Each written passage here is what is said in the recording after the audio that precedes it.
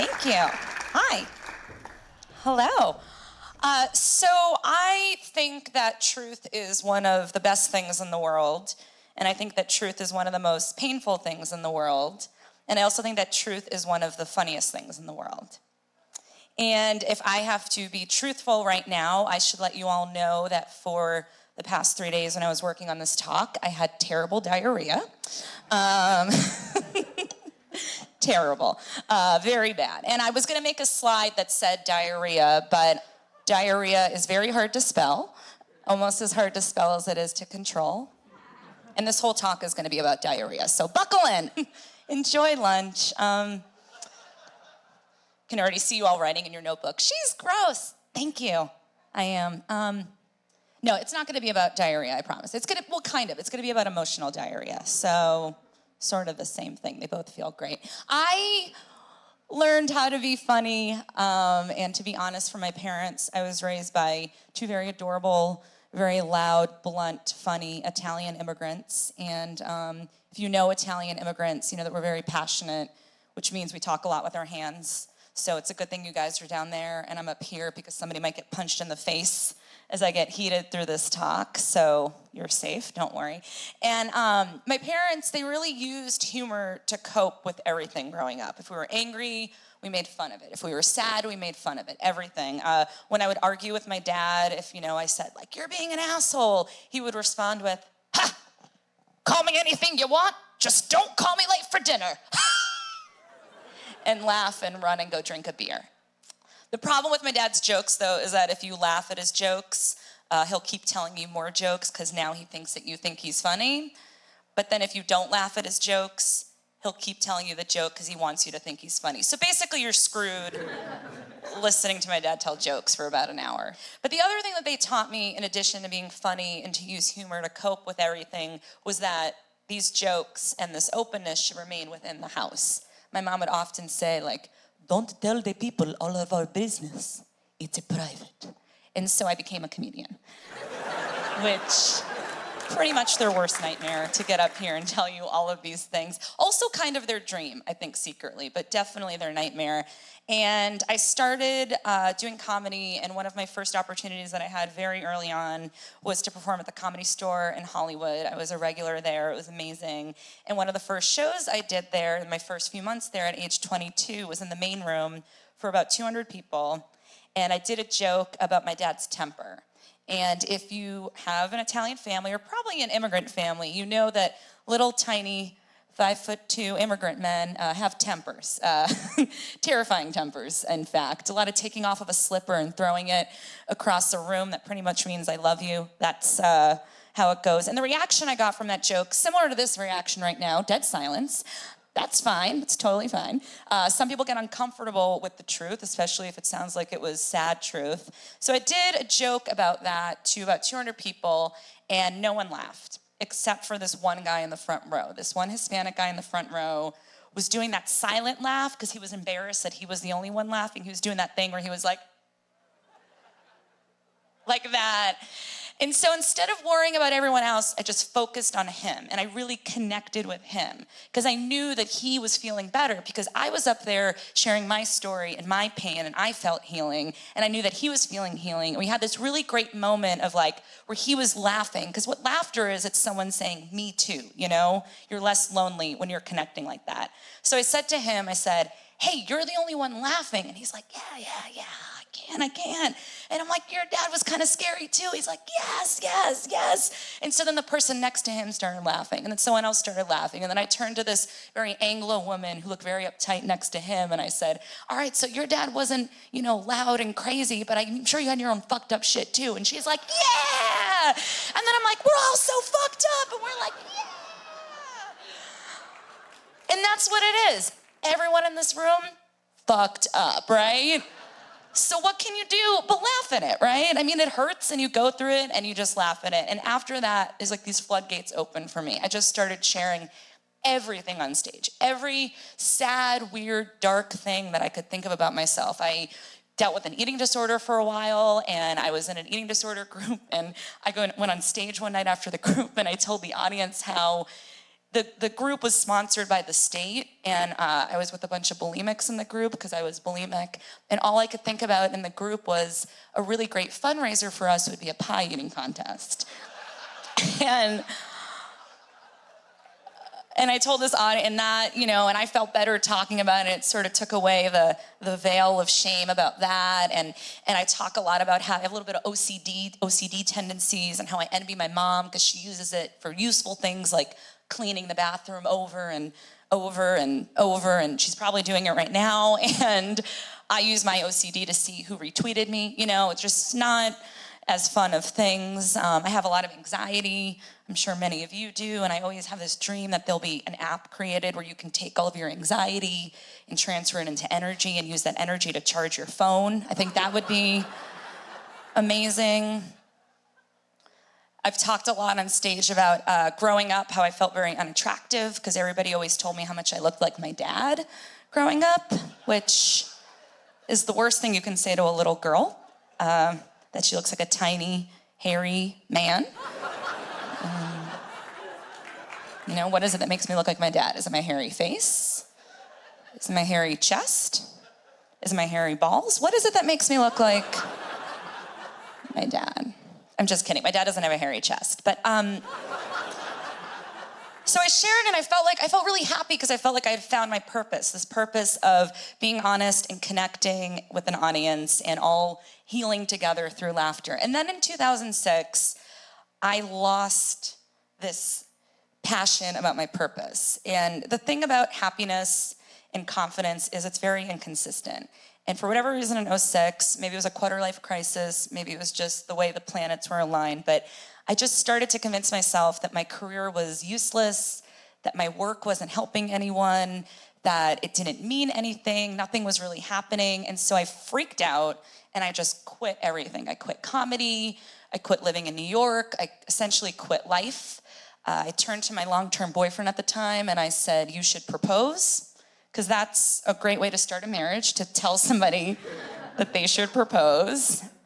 And he did, because I thought, yeah, being married should make me happy, I guess. And then we moved to the suburbs of Boston, into a house that my parents owned, next door to my sister, down the street from my parents, across the street from my high school, so that every morning I could wake up, look out the window, and remind myself, I gave up!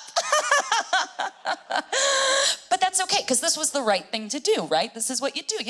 Giulia, you can't be a comedian and change people's lives. You got to get married. You got to be an adult. You have to have a normal job, whatever normal was. And about a month into this grand decision that I had made, I was completely miserable, because in that I lost my truth, right?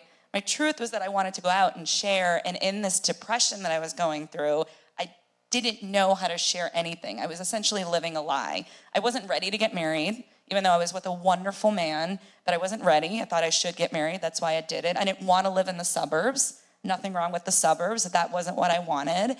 And for the year that I was engaged and the short 13 months that I was married, I was an asshole. I was just a mess. I was acting out. I was drinking. I was eating a lot. I just was not myself. And when my marriage finally ended and my husband moved out, I had probably the loneliest moment in my entire life, because I didn't know who to reach out to, because I wasn't sharing myself on stage, so I had lost my audience connection. I didn't really know if I could reach out to my parents, because another thing about Italian old school families is divorce. Oof, big no-no. You just suffer through it until you die, right? Thank you, someone said yeah, and he's like, I'm suffering. No. I hope you're very happy. I just got you guys into a fight, sorry. And I felt extremely, extremely lonely in this moment. My husband had been my best friend. I obviously couldn't turn to him for comfort as I'm going through this thing. And I felt extremely lonely, and I was sitting in my apartment by myself, and I began to write a suicide letter. Now, before anyone gets upset, spoiler alert, I didn't kill myself, okay? So everyone can take a nice deep breath. But I thought about it, and I do think, and you don't have to raise your hands or talk about it now, but I think many of us have thought about it at one point or another, especially when you're feeling your worst. You're like, what is the point? And I sat down at my desk, and I began to draft this suicide note, and if anyone here has ever written a suicide note, it is very hard.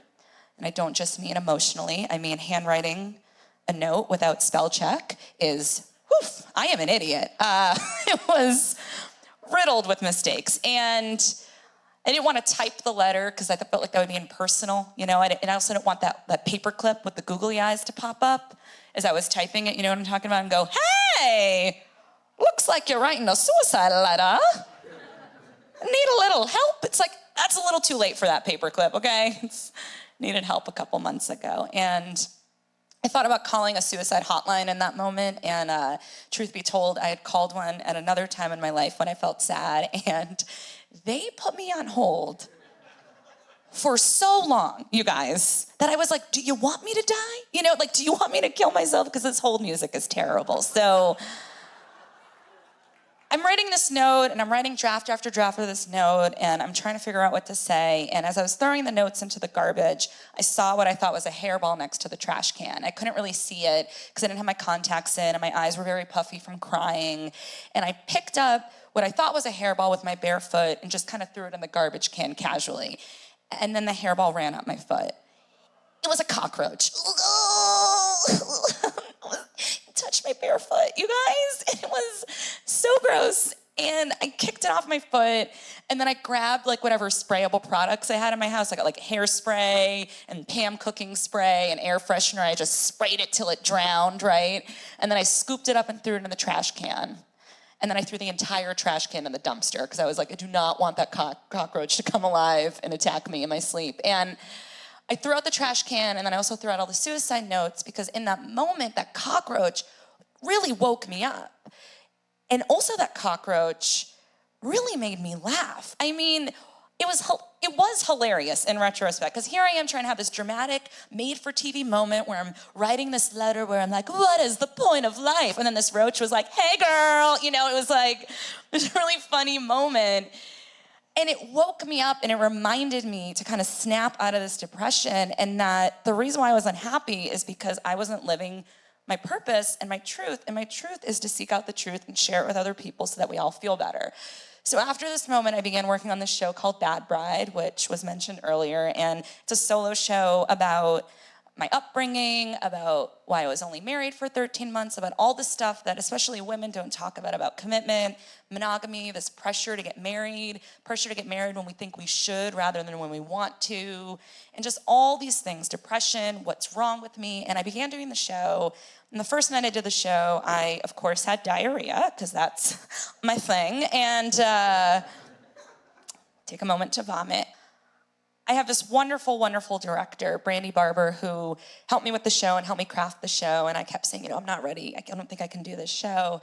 And I'm really scared to share all of this. And she kept telling me, if you're scared to share it, that means that you probably need to share it. And so the first night I did the show, the reaction was wonderful. And the second time I did the show, the reaction was wonderful. And it's been this really great experience that has helped me heal tremendously, and I think has helped a lot of my audience members heal. And then the biggest sort of validation of the show was that my mom came to see it. And my mom, who, is now going to hear her daughter talk about suicide and depression and drinking and sex and all this shameful stuff, she comes to the show, and after the show, I asked her what she thought. She was very quiet. She didn't say very much. And then a day later, I'm like, so are you going to say anything about the show? And she goes, well, I have 2 problems. Number 1, the cockroach. My cockroaches are dirty. Why you got to tell the people you have roaches? That was her first problem with the show. My OCD clean mom. Not the fact that I talked about her marriage, you know what I mean? That I didn't talk about giving a blowjob, nothing. Just go for it, Giulia, you're adorable. But the cockroach, number 1. Number 2, my Giulia, you tell the people we spent $20,000 on your wedding? I ask your father, $25,000. She fact-checked the number. She wanted to make sure that everyone knew she wasted so my parents spent $25,000 on my wedding, so you all know. And I said, really? So you're not upset about all the other stuff that I exposed about us? Everything else was okay? And she goes, I mean, it's all true. What else can we do but to laugh? And it was this great thing because like not only have I become more open, and I think other people have become more open by hearing these stories, my parents have become more open. I think that's often the role of children, is that we go out and do the things that our parents are afraid of, and then we can go back to them and report, hey, it's okay. You know, we're all okay. So I want to leave you with a quote, because that's what you do in TED Talks. I Googled, how do you give a TED Talk? And it was like, put in a quote. So it's a quote by Charlie Chaplin, and it's, to truly laugh, you must be able to take your pain and play with it. So what I say to you is I encourage you all to play with your pain, to share your truth, and to try and laugh at it, because I guarantee you somebody else needs to laugh at it with you. Thank you.